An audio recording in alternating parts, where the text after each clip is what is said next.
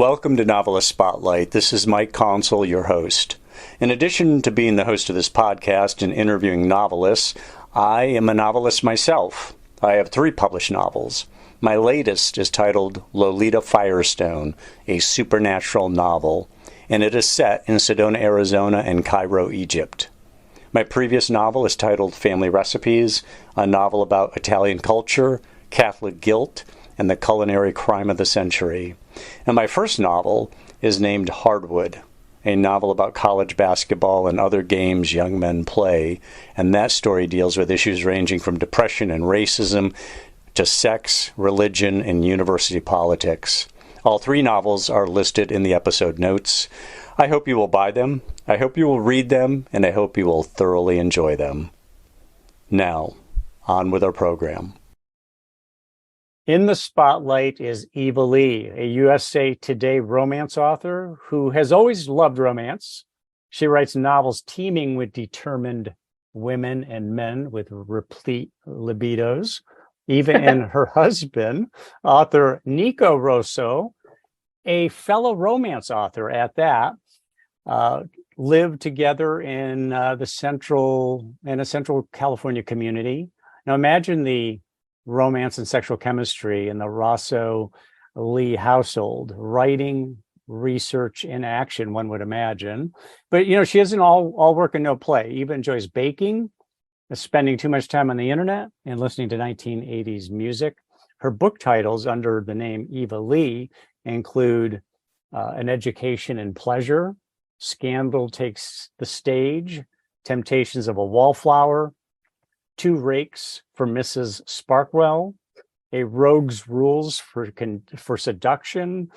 But she also writes in multiple romance genres under pseudonyms Zoe Archer and Alexis Stanton.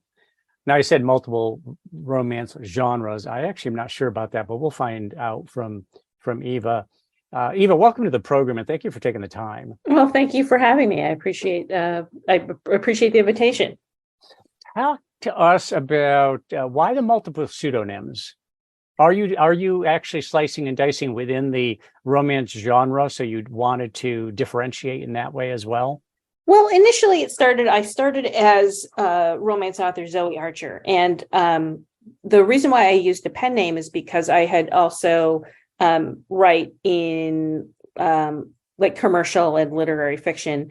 And so I have another name, and I wanted to make sure that for shelving purposes, there wasn't any confusion. So I started out as Zoe Archer. And then when I moved to Avon at HarperCollins, and I'd been writing as Zoe Archer for years, but when I moved to HarperCollins, they suggested I try a new pen name.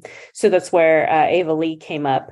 And then the Alexis Stanton, I wrote a few romances for Hallmark, and my romances have a very high heat quotient, and Hallmark does not. And so it was thought that it would be judicious to use another pen name for the Hallmark, just in case we didn't want anyone to get upset or befuddled if they came across some of my other work. So that's kind of how these many pen names came into being.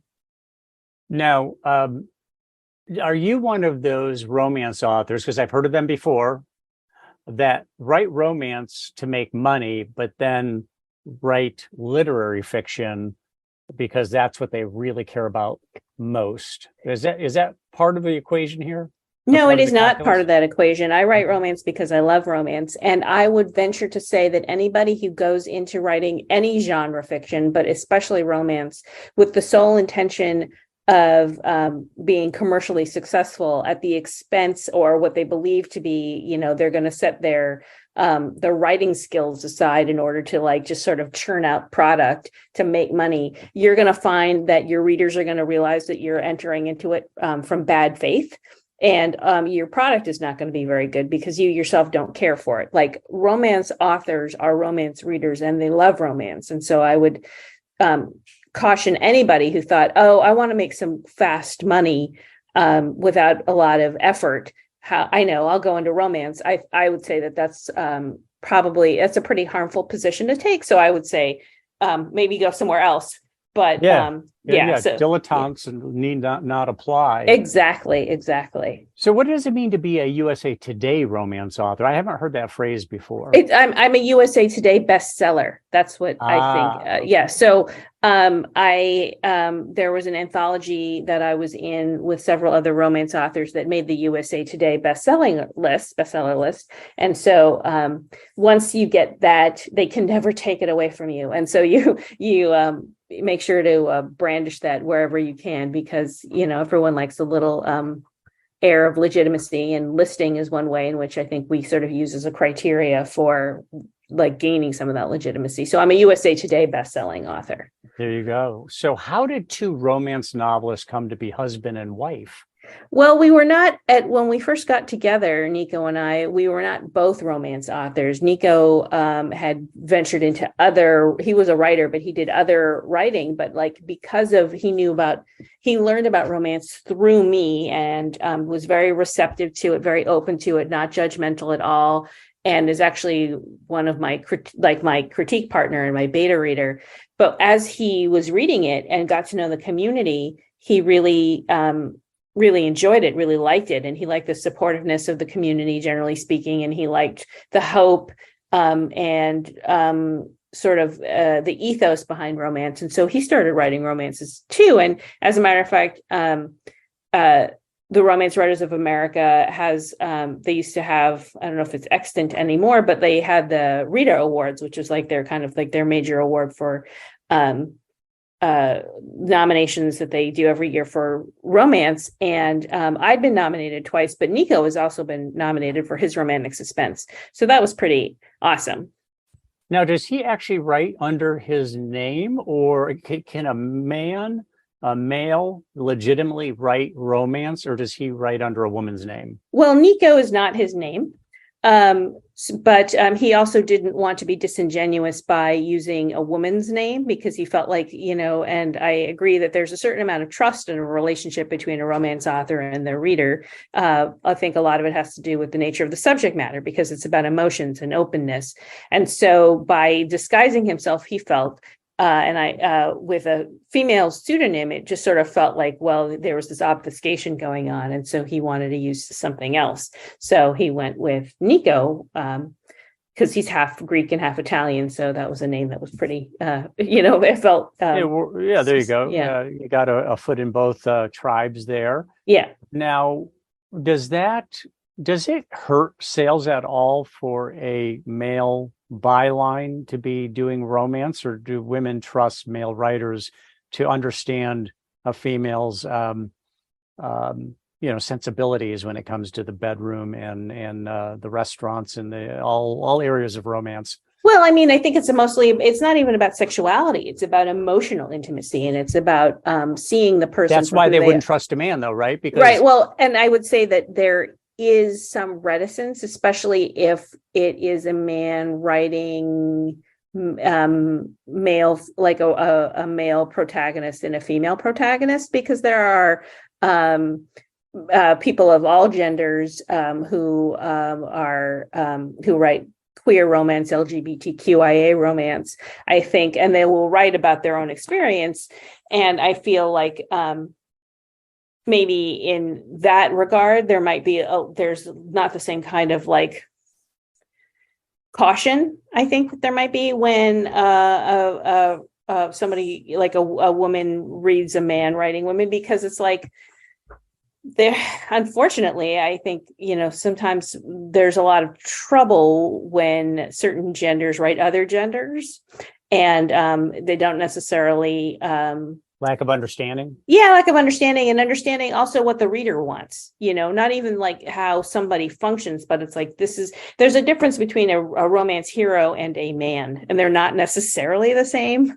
So having an understanding and a respect for what readers want, I think, is very important. Well, if you take the pool of romance readers out there, and there are millions of them, it's a huge genre. What percentage are women versus men? Do we have a sense of that? Well, the RWA used to post statistics annually as to like the breakdown in terms of age, race, education, gender. I wouldn't know off the top of my head, but I know that information is widely available. I would say by and large, the traditional published romances are read predominantly by people who identify as women. But that doesn't say that. Notice how carefully you worded that.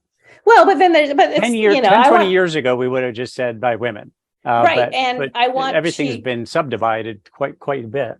It has, but the thing is that I welcome the fact that we are expanding and recognizing that there's many different kinds of gender expressions and sexuality, and it gives you more places to go, right? You and Nico more places to go with the. Well, I mean, I also want to make sure that people are writing from their own experience. You know what I mean? You don't want to like co-opt somebody's own experience for your for your purposes. Like, yeah, exactly. But you do research. I mean, and research to this extent might be that you know somebody who is non-binary or whatever, and you spend a lot of time talking to them and understanding, and then writing accurately about it. Is that fair? Well, I would say that I've done a lot of work in trying to unpack my own biases and also understand my position of privilege as a white heterosexual cisgendered woman, and understand where that positions me as a writer, as an artist, and things like that.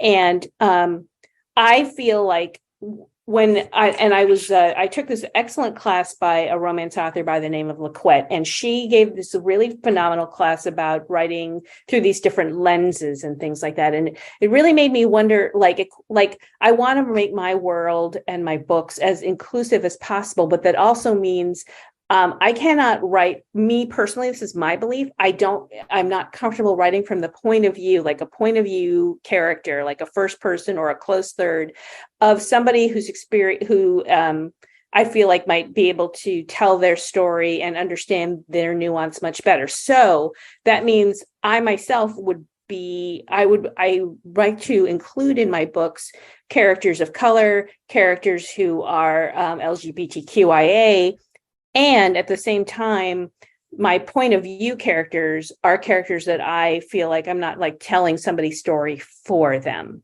I don't know if that makes sense, but sort of like I have secondary and tertiary characters who are have experiences that I don't have, and I'm not attempting to speak for them. Okay, so the primary characters, though, are ones that you feel completely comfortable with, that it's your experience, you understand it. If you're talking about an LGBTQ type person, they would be secondary or tertiary. And am I understanding you correctly or not? Yeah, that's correct. And the thing is, like as I said, I want to make my books inclusive. I want to make them representative. I don't want to exclude anybody. And at the same time, I also don't want to take anybody's seat at the table, because we know that publishing is a very exclusionary place with a lot of gatekeeping.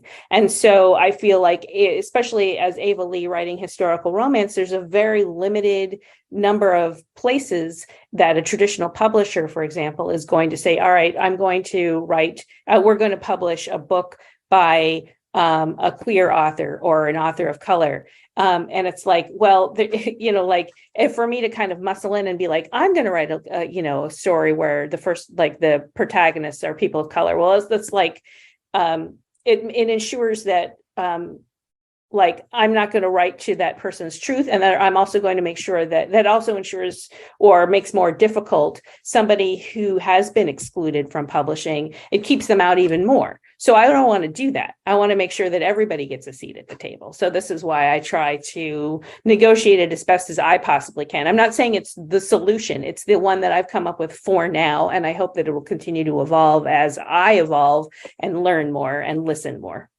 Yeah, yeah. And just to be clear, so nobody misunderstands me, when I said to Eva that, 10 years ago or 20 years ago, you would have just said a woman, but we have subdivided things. That is not a protest on my part. The fact that we are more inclusive is a good thing. And it only creates a richer mosaic for people like Eva or me to write about. So, but let's talk about the ethos behind romance. You said that Nico, your husband, he I don't know your exact words, but basically he came to appreciate the ethos behind romance. What is the ethos behind romance? Well, if we're going to kind of take it in the broadest cultural context, because we're sort of speaking like in terms of like a lot of times, traditionally romance was defined as, or at least the stories that we're getting told were stories about heterosexual men and women having relationships.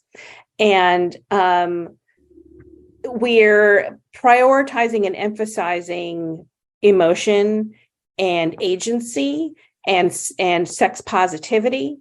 And these are things that a lot of times we don't necessarily see in other aspects of literature. And one of the reasons why I think a lot of the denigration and sort of the misperception of romance, or at least the way in which a lot of the sort of criticisms of it or dismissal of it, it has a lot to do with the position of women in society and how we value women and what women are valued for and things like that. So, we come across a lot of stories where women's emotional needs are not necessarily taken into account, or they're diminished, or the female characters are murdered, or, and it's like, You must be watching the Lifetime channel. Yeah, well, but a lot of thrillers are like that. Yes. There's that concept where they call fridging the woman, where it's like the hero has the tragic backstory or something. The movie or the book opens with a female character who's close to the male protagonist getting brutalized or murdered or something like that, and that sends the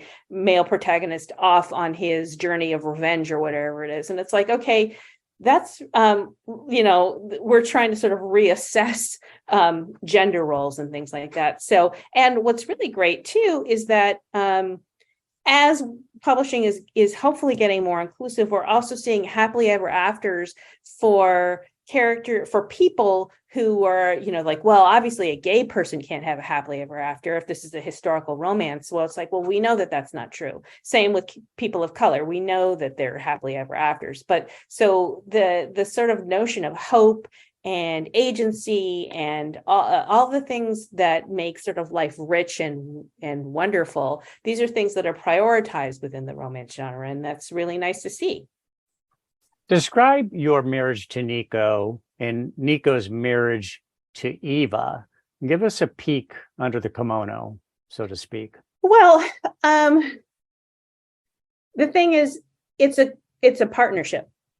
It's a collaboration. It's a partnership. It's an integrated process. We both have been writing most of our lives. And so we talk a lot about writing and the process of writing and what it means and what we're trying to do. And Nico has this concept, which she calls meta writing, which is about like, what are you trying to say? It's not just the story, but what are you saying? What is, behind these stories? And so we talk about that a lot. So I think about, and I know he does, when we think about what are the larger issues that I'm trying to address, and not necessarily like political pot banging, but just sort of in general thoughts about relationships and people and human beings and the human experience. It's like we both have these larger ideas as to what it is we're attempting to do with our writing. And so there's no rivalry. It's very collaborative. Yeah. So there's that, you mentioned metadata. And so subtext that is part of what you're delivering with the writing. Do you and Nico synchronize your writing time, and do you write in the same space?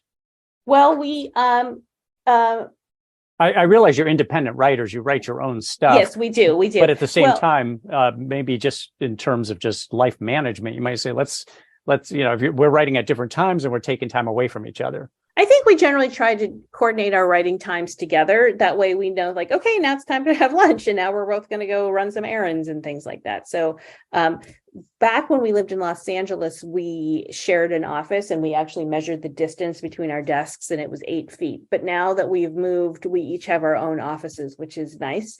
We just go in and put our headphones on and get to work. So you do listen to sound or music. You're listening to 1980s, yes. Dee Snider and 9 Inch Nails. Actually, I am a British new wave girl all the way. So Thompson Twins, Duran Duran, Depeche Mode, Tears for Fears, Adamant. Those are all some of my favorite acts. Gotcha. So, talk about the differentiation between how you write versus Nico. It's kind of cool that here under one roof and one marriage, you've got two writers. I know it's not unheard of, but how do you write versus Nico? I feel like there's more like in terms of when Like it comes process. well, I think Nico's a more solitary writer than I am. So he kind of goes into his cave and does his work, and we'll talk a little bit when we break up about it. But when it comes to my work, like I said, it's very collaborative. We spend a lot of time together plotting my books together. And then when I write my pages, and then usually at the same time that I submit them to my editor, I will also give the book to Nico, and I get his input as well as her input, and then I kind of synthesize what it is that they're both looking for when it comes to doing revisions. So who's the superior writer, you or Nico? Oh my goodness, what kind of question is that? I am absolutely not answering that. Okay. We got to keep that marriage intact. How many years have you been married? Well, we have been married now. In April, it will be 18 years, but we generally go by when we first started seeing each other. So actually, as of this year, it's been 25 years. 25 years. Congratulations. And I will tell you, Eva, I do the same thing with my wife. When it's an anniversary and people say, how long you've been married, I tell them the number of years that we've been together. Right. Because for all intents and purposes, that's what really matters. Yes. So I'm totally on board with you there. Well, for a romance novelist, when it comes to things like marriage, I'm not very invested. I'm invested in commitment. So when Nico and I got married, we went to City Hall and we had literally one witness. So it was like we didn't need a ceremony. That wasn't the thing that it was about. So it was more about when we first started seeing each other. That's when we made our commitment to each other. Yeah. How did you actually meet though? We met briefly in college, and then were sort of reintroduced a few years later by a mutual friend. And which college are we talking about? We went to UC Santa Cruz. UC Santa Cruz. Oh, wow. Yes. Okay. Surfing and cocaine and all that stuff going on there. I would say it was more like weed and hacky sack, and I did neither of those things. Love it. All those bohemians. I love the vibe there. Yeah, it's great. So on a scale of 1 to 10, what is the current level of romance in your marriage? I mean, I guess it depends on how you define it. We've been together for 25 years. And we are together all the time. And I don't know. I mean, I'm not a very romantic person per se. So I appreciate a romantic gesture. So I would, I guess 9. 10? I don't know. Wow. You score high.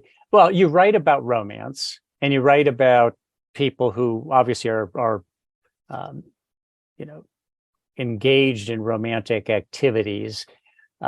Maybe that's kind of there's a little bit of vicarious living through that. Certainly the readers live vicariously through your writing. Well, do you feel it? You live vicariously through your own writing at all? I mean, I think so. I would, sometimes I feel a little guilty because I'm basically making people pay for my therapy sessions, because a lot of what I'm writing on the page is a lot of aspects about things that I like to see in the world. And I in terms of like things, not that I lack them in my life, but I appreciate when I am appreciated and seen. And so, and that's what a lot of my romances are about characters who find each other and see each other, really truly see each other and appreciate who they are, rather than preconceived ideas as to who their family wants them to be or who society wants them to be. So I feel like I like to put that out there so that, it's something that everyone can experience. And I feel like there's this idea that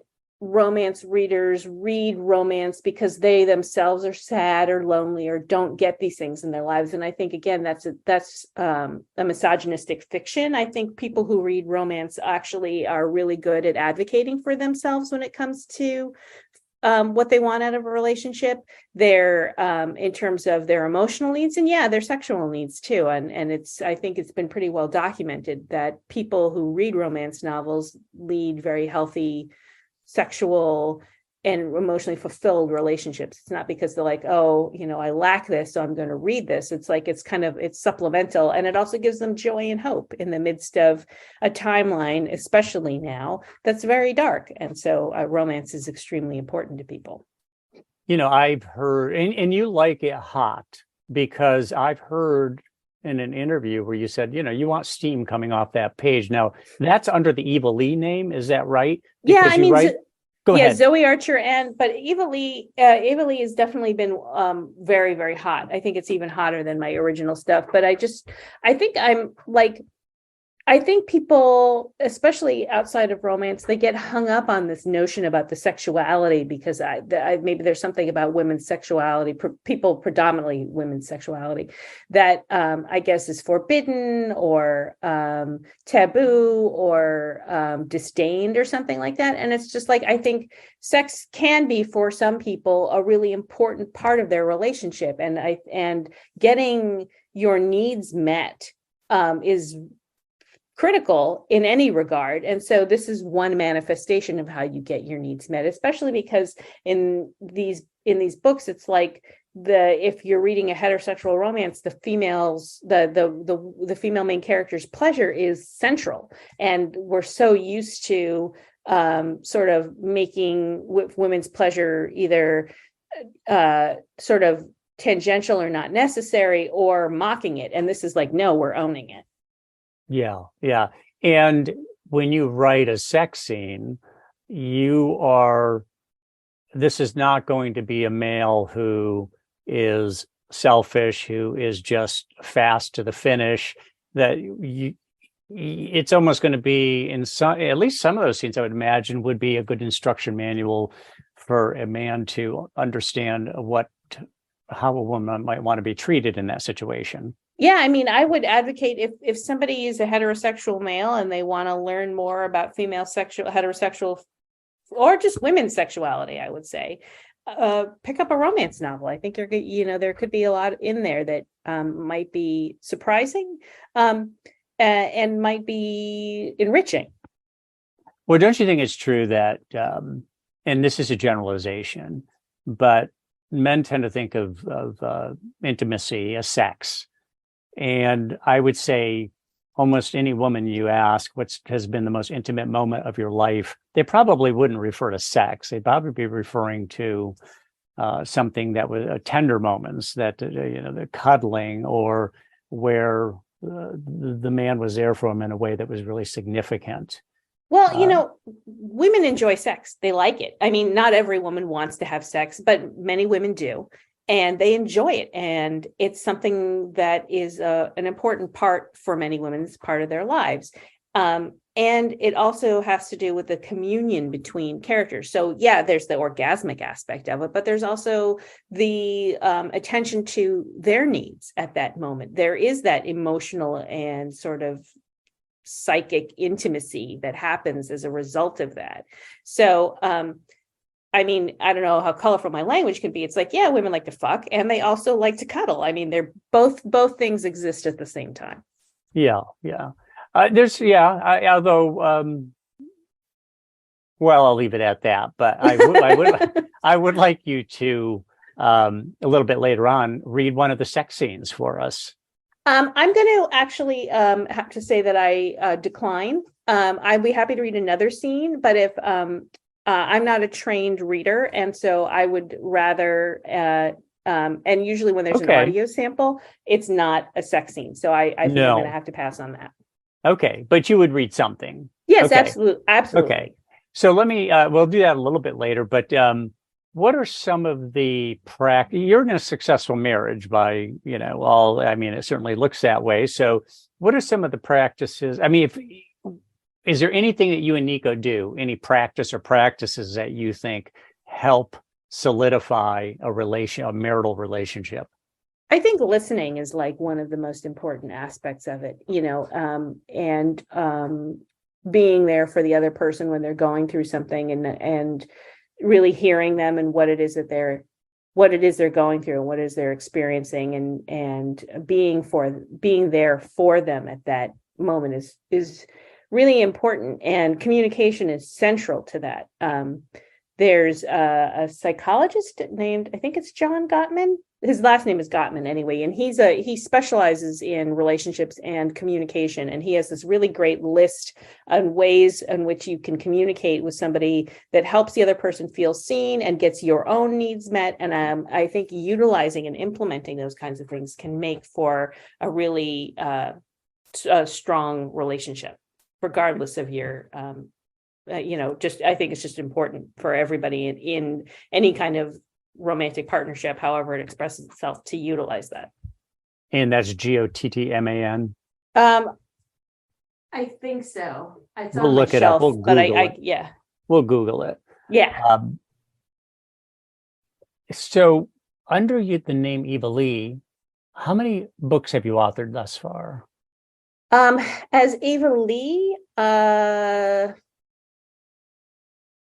I don't know off the top of my head. I know. How about in total? Total, I would say, I think it's 35, 36. Under the 3 pen names. And also I wrote a literary fiction novel that got published a while ago by a small press under my own name. So I think it's like 36 books.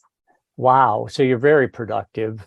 How frequent do you turn out a title? Well, for my Avon titles, I was turning out I would say about every 7 months I would produce a full-length novel, which was between between like 75 and 90,000 words. 75 and 90,000. So that's a full-scale novel. And that's yes. How often?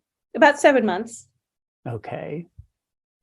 That's fast. So you're how many hours a day do you put in, or hours per week?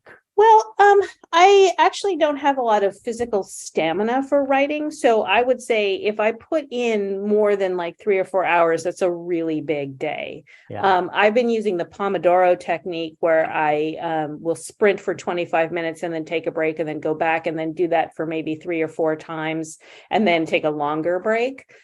So I try to maybe do like 6 to 8 sprints a day. So I keep myself from getting burnt out. Some people can write very, very fast and some people are slower writers. And I would say that all methodologies are valid so long as it works for you. What got you started in romance? I started like writing really soon after I learned how to read as a child. So I was writing stories really early, but in high school, a friend of mine, her mother read romance novels and would loan her romance novels to her daughter, and her daughter, my friend, would loan them to me. And I was probably about 14 or 15, I guess, when I started reading them. And it's a pretty common origin story for most romance authors that they got into writing romance because they were big romance readers. And that's what happened with me. Like I basically started trying my hand at writing romance in high school, but really didn't sort of codify my process and really make it an effort until after graduate school. And that's when I had day jobs and things like that, but I would get up early in the morning and write. And then eventually I was able to write full time. And so that's what I've been doing for a while. Why is the romance, and now this actually you may have already answered, but let's take a second bite at this apple. Why is the romance genre so massive in terms of readership? Well, I would say that romance readers are voracious. They can read many like within the span of a few days, a romance reader can read several titles. So there's a very large demand for it, I think, in a way that maybe other genres might not experience. So I think that might have something to do with it. I think that, romance readers, I think that they have done some studies and their education level predominantly includes a 4-year degree. So it's a large readership, and one that is always is very enthusiastic, and there's a really strong sense of community, especially with the advent of the internet. The romance reading community is really, for good and for ill, has increased. So I think that contributes to just the incredible size and demand for romance novels. Now, when you were young, when you were a youngster and you were just getting going and you were starting to read romance novels, who was Rosemary Rogers one of the people you read? Who were some of the authors who kind of lit you up? Well, I started reading romance in the 80s. I'm a Gen Xer. And like Bertrand Small and Rosemary Rogers they were authors from the 70s. And I did read some of their books, but I was reading a lot of Judith McNaught. Who else did I read a lot of? Jude Devereaux. Um, Kathleen Woodiwice, she's another 1970s author. As soon as somebody asks me questions as to like who are the authors that I was reading back then, I go blank. In the 90s, I was a huge Mary Jo Putney fan. So I was drawn even then predominantly to historical romance versus contemporary romance. I was much more interested in the historical time period. I think I just found that a lot more fascinating, just and engaging for me. Do you think most people have healthy attitudes about sex? Actually, let me amend that question. Not most people, most Americans have healthy attitudes about sex. No, I don't. Tell me what the attitude is. Where's the disconnect there? I feel like, well, in our current political climate, there's a lot of disconnect because there's punishment for sex and sexuality through forced pregnancy. So I think that's a problem. I think there's a huge idea of sort of like women not being able to be sexual, at least without the same consequences that a man can have consequence-free sex. I think when it comes to people who are LGBTQIA, there's just a massive amount of problems when it comes to something that literally involves only that person. So I think one of the reasons why romance novels can be so popular is because it is a safe space where it comes to people's sexuality without this sort of puritanical judgment or punishment or all of these other sort of misconceptions that we have about sexuality, and that we can sort of engage with that part of ourselves in a way that makes us feel validated. Mm-hmm. So I can't get you to read one of your sex scenes, but tell us what the essentials of a good sex scene are. A good sex scene, I mean, there are so many different kinds because there's erotic romance where the plot is advanced through the sexuality of the characters. And there's romance that doesn't have sexuality, like overt sexuality on the page. There's asexual romance. There's all kind, there's closed door romance. For myself, what do you mean by closed door romance? Closed door romance means like the door is closed on the scene, or like you would pan to the fireplace. You don't really, it's something's happening behind the door, but you don't know. But you don't get to see, like, then you cut to the next morning kind of a thing without actually having to see it sort of as it were on camera. Gotcha. So I think a good sex scene for me is about the validation, particularly of the female main character's identity and journey and her celebration by the male main character. It does advance the story, and it has a lot to do, and the story meaning like also their emotional journey as well as the actual like external plot narrative. So I like to implement them to show the growing connection between the characters, and that can mean that they can express their sexuality very safely and celebrate it together. Now, you have said that you like to produce hot copy. You want that book to have some steam to it. Why is that the case? Is it that your readers, that you feel that the readers want that delivered? Is it something that you really enjoy writing? I think it's a combination of both. I know that I do enjoy writing these scenes. I find them fun and interesting, and I like the challenge of making them innovative and different from one another. Some readers really like to have a much hotter content in their books, and I like to be there for them. In a way, it is pushback against a puritanical society. I get criticism from readers that they don't like how hot my books are, but other readers really, really like it, and I'm writing for them. Right. Yeah. I just read for the first time. I years late on this, but Lady Chatterley's Lover, which of course was banned for the longest time, and it's so tame by today's standards. Right. And it's also beautifully written. It's just a great story. It's beautifully written and so on. Where and how do you push the envelope? Well, I feel, the stereotype of the purple prose, as they used to call the way in which romance novels address their sexuality, in terms of euphemisms and similes and language and stuff like that. I like to be a little more Anglo-Saxon when it comes to my terminology. So it's a little, I don't know if I call it crude. But I also kind of like to take it outside of the sort of traditional realm of standard positions and locations and things like that, because it is also a form of wish fulfillment. So, a lot of people don't have a carriage at their disposal being pulled by a team of horses. So it's like, okay, this is the time that we can actually get to, have a little fun with that. Let's just get in the woods and do it. Yeah, exactly. And we're safe. You know what I mean? That's the thing. That's one of the things about sexuality in romance novels, is it's safe. That is to say, there is predatory behavior has no place here.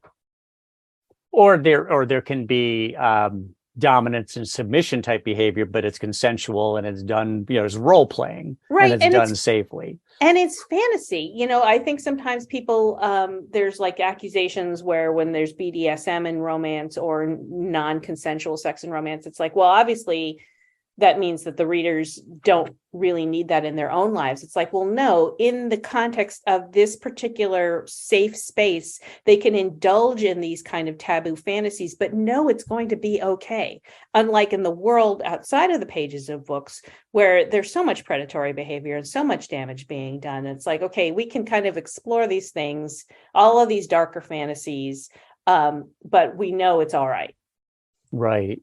Yeah. And, not required. It's not required to create the excitement that people are looking for. So let me push the envelope with you a little bit. Is there a common sexual position that you use more than any other in the writing? In the writing? Yeah. I usually put the woman on top. That's a cowgirl. I guess you would say that. Yeah, sure. Yeah. I mean, I find it thematically important. In what way? Elaborate on that. Literally the woman is on top, but also metaphorically she's on top. Mm-hmm. And anatomically, she has more control over her orgasm in a situation like that. I mean, you can align yourself in positions that sort of increase your own stimulation, whereas like from straight missionary, penetrative sex is not a very reliable methodology for achieving orgasm, especially if it's in the missionary position. So there's other ways, you can kind of control it a little bit better, I think, when you, if it's a heterosexual sexual relationship, or then she's on top. Yeah. And men love it too, because they're hands-free and she's all there. And although I will say that I think that as women get older, they don't like the cowgirl position anymore, because they're afraid that that things start to come forward, that they don't like leaning forward. And this has been my experience, is that I think the thing is, like, reach a point where they feel like that's not my primary position anymore. I'm not at my best there. What's beautiful about sex is that it can take so many different expressions. It can be so many different acts. And this whole notion that like sex only constitutes a penis and a vagina is like, it's not true. And, like the way in which we express ourselves sexually and intimately is like, there's so many different ways of doing it. So it's like, why not open it up, and let it be whatever it is that we want it to be, as long as we're consenting to it, as long as it makes us feel good and it brings us closer to our partner, then let's go for it. Yeah. And I would say to the women out there that what I just described, you look great. Don't let it bother you. It doesn't bother men. And, I just think women get so self-critical about their bodies and how they look. And they're so concerned that somehow it's one of those double standards where men just don't worry about it the way women do. And it's the sort of thing where I think an aging woman is not, to me, that's not degradation. It is not, you're not, an aging woman has character. It's Well, not look, our culture does not value women over a certain age. true. We are told to disappear once we reach a certain point. And if we don't look a certain way, we're not valuable anymore. So we're being told by our culture that our value is predicated on our sexual desirability and our attractiveness along a certain code. So, it's going to be hard to unlearn those messaging because everything around us is telling us to feel shitty about ourselves. And it's like, that's one of the things about romance novels that can be great, is that we can sort of, we can unlearn these things and we can learn to embrace the things that make us special and important. So one more question before I have you do a little bit of reading, and that is, what are readers, I realize this is, you'd have to peanut butter this answer, but what are readers' expectations when reading romance novels? I'm thinking in terms of just the overall gestalt. What is the kind of full experience that they're looking for, the expected experience that a romance novel should deliver for them? There is basically one thing that a romance novel needs to deliver on, and that's where romance novels differ from stories with romantic storylines or plot lines versus like actual genre romance. Romance has to have a happily ever after, or at least a happily for now, but it needs to be upbeat, that has the characters committing to each other. That's basically what a romance novel has to provide. And beyond that, it's kind of like fair game, depending upon the reader and the scenario. So no open-ended endings. I would say, generally speaking, that a romance novel has to have the emotional commitment of the characters by the end of the story. So that's why when you read certain books which are characterized as romance, but one of the characters dies or they don't wind up together or something like that, that's not a romance novel. Romance novels are about the happily ever after. So give us a few, being that this is your genre, you're a writer, you're very much steeped in this whole romance genre. Give us a few movies that you think were really delivered in terms of romance, maybe not in the same way that you would expect from a book, but like would Body Heat with Kathleen Turner be it? No. Nope. Or Unfaithful with Richard Gere? Nope. Nope. Okay.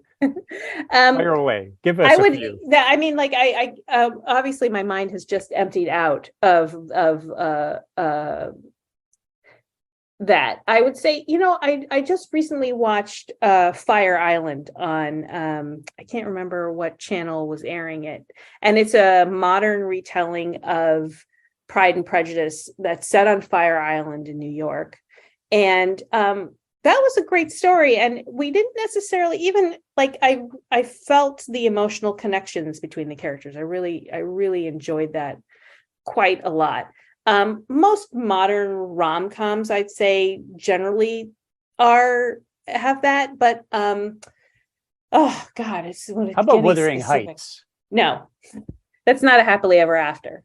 No, that's true. That's true. Yeah. So you could say that Jane Eyre does have the happily ever after, but it's so problematic when it comes to the nature of the relationship between Jane and Mr. Rochester, and also who Mr. Rochester is, that that could be problematic. People like Austen adaptations because they do provide the happily ever after, and that's part of that author's enduring popularity. Well, you are equating movies to the requirements of a romance novel, though, that we got to have a happily ever after. But maybe a great romance movie, The Way We Were, a lot of people love, and that was not a happily ever after, but it was very, a tender ending for sure. There's plenty of there's a lot of movies out there that are very romantic.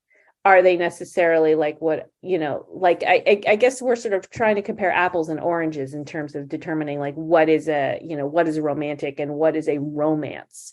And so Romeo and Juliet romantic, is it a romance? I don't know. I don't think so. But that's also my judgment, Sure. and gatekeeping can be highly problematic, but it's also especially problematic when somebody comes into somebody else's house and tells them how to think or feel about the work that they do or the books that they read. What are you going to read for us? I'm going to read to book? you from, even before you do that, if somebody has never read Eva Leigh, but they want to get started, is there a particular title that you would say, I would start with this one? I'm going to read it today, as a matter of fact. And it's called The Good Girl's Guide to Rakes. And it's the first book in a series called The Last Chance Scoundrels. And it is about three men who are tasked by their families to marry women of good reputation within a year, or else they're going to be cut off from their inheritance because they've been too scandalous in their past. So they have to settle down. So that's the book. I'm going to read the first book from the first book in that series. All right, go for it. And why don't you give us 2 or 3 minutes of it? All right, let me just put my reading glasses on because, as I said, I am Gen X and my eyes don't function as well as they used to anymore.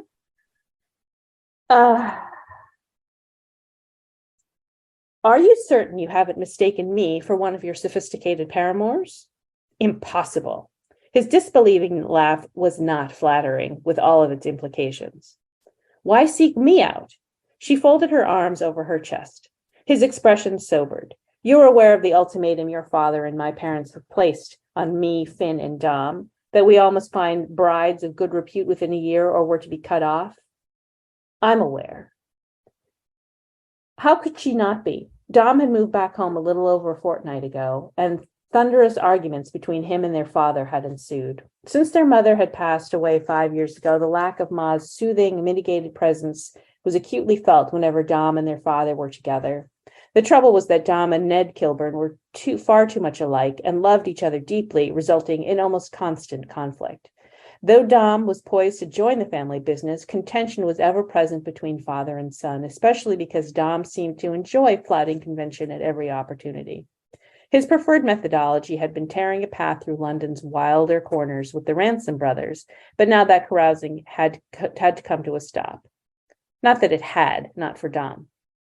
Then you understand my need for a respectable wife, Kieran said. She held up her hands, warding him off. I'm not going to marry you. Oh, God, no, he answered at once. Well, that was exceptionally unflattering. Dom knows precisely what manner of scoundrel I am. If I married you, he'd use my entrails as a necklace. Peculiar how this statement made her feel a trifle less terrible. Of what benefit am I to you, then? She asked. He bent close to her, which in an already confined space brought him very near. His scent surrounded her, a thrilling mix of wood smoke, leather, and herbs, and she could just see how stubble already shaded his chin. If she bent just a little closer, she could kiss him. Involuntarily, she dipped her tongue to her bottom lip. What would he taste like? Surely something forbidden and delicious. As if he could hear her thoughts, his gaze dropped to her mouth. She could have sworn that his eyes darkened and the column of his throat worked. And wouldn't that be thrilling, to be kissed by rakish Kieran Ransom in the fitting alcove of Madame Jacqueline's modiste shop? He blinked, straightening, and disappointment thudded in her chest. You're the most respectable woman I know, he said. I'm the only respectable woman you know, she countered. Very, very good. Very good. I love that entrails, turning entrails into a necklace. Bridgerton is a series on Netflix. I think it's Netflix. Yes. Is that one that you consider to be more in line with good romance? Well, Bridgerton is based on a series of novels by a romance author, Julia Quinn. So, yes, I would say yes. So in there, that's it. One of the wonderful things about these streaming series is that unlike a movie where you have 90 minutes or 2 hours, when you can do multiple episodes and multiple seasons, you can actually really cover the novel in a way that's much more. I mean, you could do War and Peace if you had 10 10 or 12 seasons and 10 episodes per season. So it's really been a boon, I think, to writers of books. Now, explain to me, why did you say you did not want to read a sex scene? Because you're just uncomfortable with it, or you don't feel like you do that well? Not the writing of it, just the reading of it. I'm not uncomfortable with it, but I feel a little like Stacey Abrams when she went on the Colbert Show and somebody sort of put, Stephen Colbert put that book in her hand and sort of put her on the spot and stuff like that. I feel like it's kind of a personal thing, and I feel like it's between the reader and the book. And I don't want to interpose myself in there. I see. I get it. What don't men get about women? Is there something that you would something you'd point out, or a few things you point out that men don't really get about women that you try to render in the books? I sometimes wonder if, speaking broadly, in the most kind of with painting with the biggest brush possible, if men understand that women's interiority is just as complex and nuanced as theirs. I feel like we are characterized, again, speaking broadly, as mercurial, shallow, or overly emotional. And it's like, I don't know if male consciousness comprehends female consciousness in its breadth, in its complexity, and its everything. And I'm not saying like it's like a 1-to-1 ratio, but everything a man thinks and feels, women feel and think that too. And thinking them, we are different from each other in some ways, but there's other ways in which it's like you have to recognize women can contain contradictions, they can contain sadness, they can contain joy, motivations, things that exist even beyond their relationships with men, if we're talking about heterosexual relationships. So it's like you need to understand that, like, literally we're people. We are literally people too. And I don't know if that always seems to come across. At least I don't see that in our legislation, and I don't see that necessarily in our cultural products all the time either. Well, okay, when you get talk politics, I absolutely, but just the opposite has been my experience, where men are considered very simple. What is sex and beer and football, and women have always been seen as complicated. But I guess it just depends on your perspective. Well, I think women seem to think a lot more. Women are much more nuanced. They seem to think about a lot more dimensions. Their thoughts seem to be more dimensional than men, where men tend to be a little bit more black and white.